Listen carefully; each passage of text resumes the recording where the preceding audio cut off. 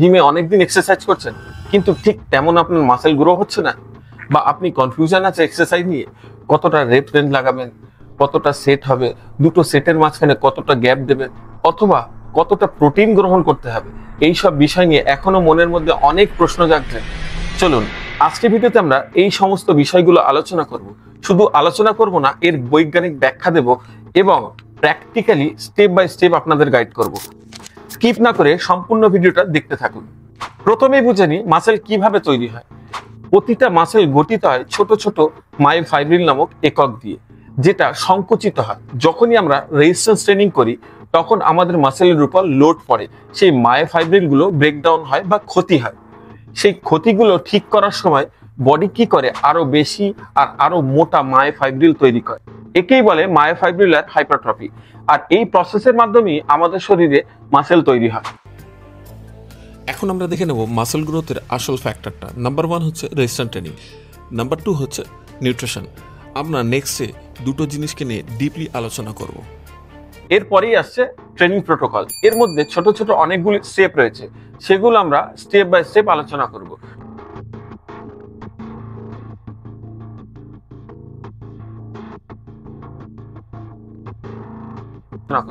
তার মধ্যে সব থেকে প্রথম হচ্ছে রেজিস্ট্যান্স ট্রেনিং। হ্যাঁ, রেজিস্ট্যান্স ট্রেনিং হচ্ছে একমাত্র কার্যকারী উপায় যার মাধ্যমে আপনি মাসেল বা পেশি গঠন করতে পারবেন। এটা আপনি ফ্রি ওয়েট, মেশিন বা বডি ওয়েট দিয়ে ক্রিয়েট করতে পারেন। এটি শরীরে হোমিওস্ট্যাটিস প্রসেসকে ব্যাহত করে, যা শরীরকে নতুন লেভেলে মানিয়ে নিতে সাহায্য করে। এরপরেই আসে প্রক্সিমিটি ফেলিয়ার, মানে আপনি সেটটিকে কতটুকু ফেলিয়ারের কাছে নিয়ে গেলেন। একটা কথা মাথায় রাখবেন, সেটটিকে 2 থেকে 3টে রেপিটেশন যেন বাকি থাকে, এই অবস্থায় নিয়ে গেলে তবেই কার্যকর হবে। হ্যাঁ, জরুরি নয় যে আপনাকে ফেলিয়ার পর্যন্ত যেতে হবে, তবে 2 থেকে 3টে র্যাপ আপনার যেন বাকি থাকে, এটা আপনাকে মাথায় রাখতে হবে। আর এটাই হলো সব থেকে বেশি কার্যকারী।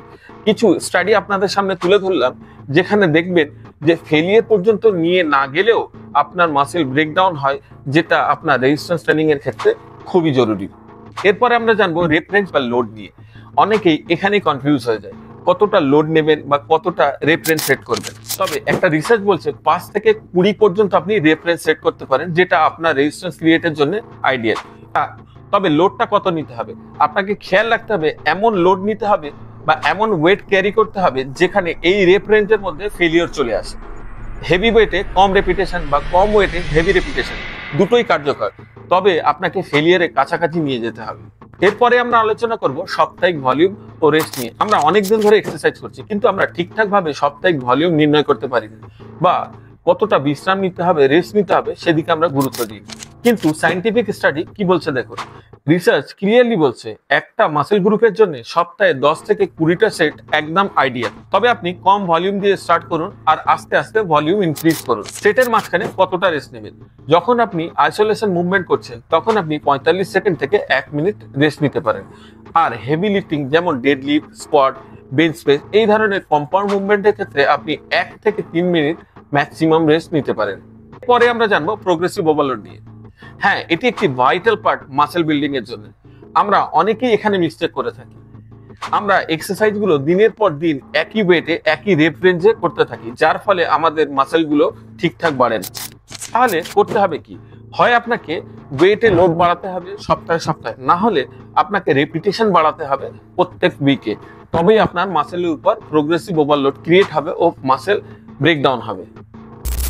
এরপরে আমরা জানবো মাসেল বিল্ডিং এর সব থেকে ভাইটাল পার্ট নিউট্রিশন নিয়ে। মাসেল বিল্ডিং এর জন্য প্রোটিন নিতে হবে, এটা সবাই জানে, কিন্তু কতটা পরিমাণ নিতে হবে এটা নিয়ে অনেক কনফিউশন থাকে। অনেকেই বলে মাসেল বিল্ডিং এর জন্য 0.8 থেকে 1 গ্রাম পার কেজি বডি ওয়েট প্রোটিন লাগবে। আবার কেউ কেউ বলে অনেক বেশি প্রোটিন নিলে আমাদের জন্য ভালো। চলুন আমরা জানবো স্টাডি কি বলছে। রিসার্চ অ্যাকর্ডিং আপনার বডি ওয়েট ইনটু 1.5 থেকে 2 গ্রাম পার কেজি বডি ওয়েটে প্রোটিন নিলে মাসেল বিল্ডিং এর জন্য একদম আইডিয়াল। তাহলে একজন 70 কেজি মানুষের জন্য 105 থেকে 140 গ্রাম প্রোটিন আপনি ডেলি নিতে পারেন, যেটা আপনার মাসেল বিল্ডিং এর জন্য সাফিসিয়েন্ট হবে। আপনি আপনার ডায়েটে অ্যাড করতে পারেন হাই প্রোটিন সোর্স হিসাবে মাছ, ডিম, মাংস, পনির, এই ধরনের খাবারগুলি। নেক্সট আছে এনার্জি ব্যালেন্স। আমরা সমস্ত জিনিস ঠিকঠাক করলেও এনার্জি ব্যালেন্সের ক্ষেত্রে একটা মিস্টেক করে দিই। একটা কথা মাথায় রাখতে হবে, মাসেল বিল্ডিং করতে হলে আমাদের কিছুটা ক্যালোরিক সারপ্লাসে থাকতে হবে। অর্থাৎ আপনার যদি মেনটেন্যান্স ক্যালোরি 2000 হয়, তাহলে আপনাকে কিছুটা সারপ্লাসে থাকতে হবে, যেমন আপনাকে 200 ক্যালোরি সারপ্লাসে থাকতে পারে। আবার একটা কথা খেয়াল রাখবেন, বেশি যদি সারপ্লাস হয় তাহলে আপনি ফ্যাট গেইন করতে পারেন, তাহলে মডারেটে আপনাকে সারপ্লাস থাকতে হবে। তবে হ্যাঁ, আপনি যদি ক্যালোরিক ডেফিসিটে থাকেন, সেক্ষেত্রে মাসেল গেইনই একটু কষ্টকর হয়ে যায়, সেখানে মাসেল ব্রেকডাউনের সম্ভাবনা বেশি থাকে। তাহলে আইডিয়ালি মাসেল গেইন করার জন্য আপনাকে সারপ্লাসে রাখতে হবে। নেক্সট আছে ঘুম বা স্ট্রেস ম্যানেজমেন্ট।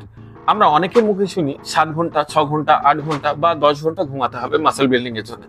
কিন্তু রিসার্চ কি বলছে, কিছু স্টাডি করা হয় যেখানে দেখা যায় একটা মানুষ 7 থেকে 8 ঘন্টা যদি আইডিয়ালি ঘুম দেয়, তা মাসেল বিল্ডিং এর জন্য ইনাফ। ঠিকঠাক ঘুম আমাদের শরীরে কর্টিসলকে বাড়তে দেয় না, আর কর্টিসল এমন একটা হরমোন আমাদের শরীরে স্ট্রেস লেভেলকে বাড়িয়ে দেয়, যেটা আমাদের ঠিকঠাকভাবে রিকভারিতে বাধা দেয়। এর জন্য আমাদের মাসেল বিল্ডিং প্রসেসটা বাধাপ্রাপ্ত হয়। তাহলে খেয়াল রাখতে হবে 7 থেকে 8 ঘন্টা ঘুম আমাদের একান্ত জরুরি যদি আমরা মাসেল বিল্ডিং করতে চাই। এরপরে আসে form and muscle mind connection. দেখুন, আমরা লোড তো অনেকেই নিতে পারি, তবে খেয়াল রাখতে হবে proper muscle mind connection develop করতে হবে উইথ প্রপার ফর্ম।